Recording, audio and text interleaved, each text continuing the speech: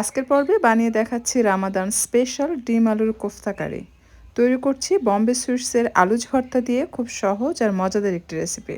প্রথমে একটি বাটিতে বম্বে সুইটসের আলুজ ভর্তা নিয়ে তাতে 150 ml পানি মিশিয়ে ভর্তা বানিয়ে তাতে অ্যাড করছি সম্পূর্ণ সরিষার তেল, লবণ, ভাজা পেঁয়াজ এবং ভাজা শুকনো মরিচ। প্যাকেটে থাকা সব উপকরণ একসাথে মিশিয়ে ভর্তা বানিয়ে নিতে হবে। এর মধ্যে অ্যাড করছি কাঁচামরিচ কুচি, ধনিয়ার পাতা কুচি আর পেঁয়াজ কুচি।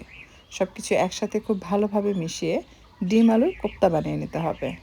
কোফতা বানানোর পর এটাকে ডিমের মধ্যে চুবিয়ে ব্রেড ক্রাম্বসের মধ্যে জড়িয়ে তেল গরম করে তাতে একটা একটা করে কোফতা ছেড়ে গোল্ডেন করে ভেজে নিতে হবে। ভাজা হয়ে আসলে তেল ঝরিয়ে উঠিয়ে একপাশে রেখে দিচ্ছি।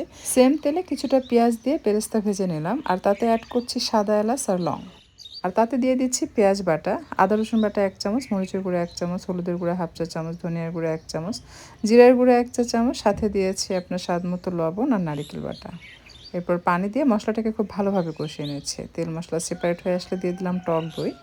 এরপর দিয়ে দিচ্ছি গরম মশলা হাফ চা চামচ। খুব ভালোভাবে যখন মশলা কষানো হবে সেই পর্যায়ে গ্রেভির জন্য ফুটন্ত পানি দিতে হবে। পানিতে বলক আসার পর দিয়ে দিতে হবে একটা একটা করে ডিমের কোফতা এবং তাতে 1 চা চামচ চিনি, সামান্য গরম মশলা গুঁড়ো, পেঁয়াজের বেরেস্তা দিয়ে ঢাকনা দিয়ে ঢেকে এটাকে 7-8 মিনিট রান্না করব। চুলা থেকে নামানোর পূর্বে ধনিয়ার পাতা কুচি দিয়ে গার্নিশ করে এটা ইফতারে বা সেহরিতে গরম ভাতের সাথে পরিবেশন করবেন। খেয়ে খুবই মজা পাবেন। আপনারা চাইলে বম্বে সুইটসের আলুজ ভর্তাতে এই রেসিপিটি ট্রাই করে দেখতে পারেন।